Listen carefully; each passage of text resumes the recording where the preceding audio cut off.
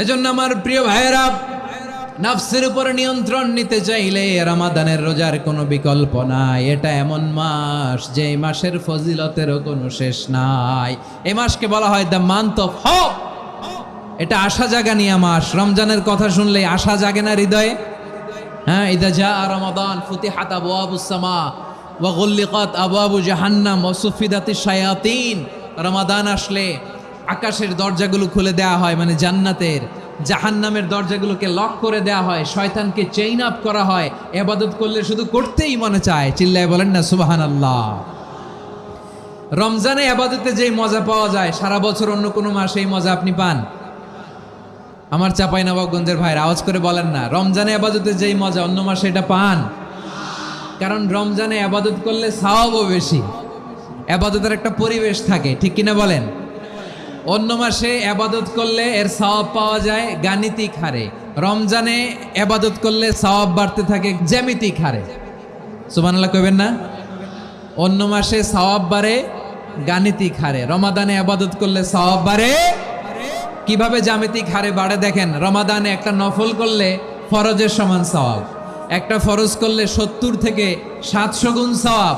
রমজানে উমরা করলে হজের সমান সওয়াব। দ্য মান্থ অফ হোপ, আশা জাগানিয়া মাস। এই মাস আমাদেরকে হোপফুল করে, আশাবাদী করে। রমাদান যেমনি দ্য মান্থ অফ হোপ, আশা জাগানিয়া মাস, এট দ্য সেম টাইম এই রমাদান হচ্ছে মান্থ অফ ওয়ার্নিং, একটা ওয়ার্নিং এর মাস। নবী যেমনি আশা জাগাইছে, আবার ওয়ার্নিং দিয়েও গেছে, খবরদার। ওয়ার্নিংটা কেমন? আল্লাহর হাবিব সাল্লাল্লাহু আলাইহি ওয়াসাল্লাম মসজিদে নববীর ভেতরে হঠাৎ তিনি মসজিদে নববীর মিম্বারে পা রেখে বললেন আমিন।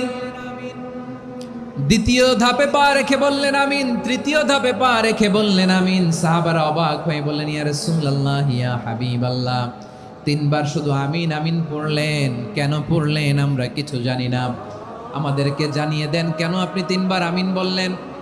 রাহমাতাল লিল আলামিন আল্লাহর হাবিব বললেন, ও আমার প্রাণের সাহাবীরা, আমি যখন মসজিদে নববীর মিম্বারের প্রথম ধাপে পা রেখেছি, সাইয়েদনা জিবরিল এসে আমাকে বলেছে, ও নবী, আপনার নাম শুনে যে ব্যক্তি আপনার উপর দুরূদ পড়ে না তার ধ্বংস। আপনি বলেন আমি বলেছি আমিন।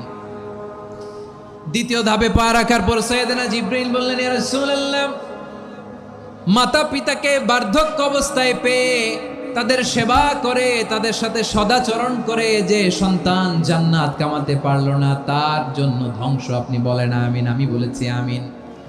আবার মিম্বারের তৃতীয় ধাপে ঠিক যখনই আমি পা রাখলাম,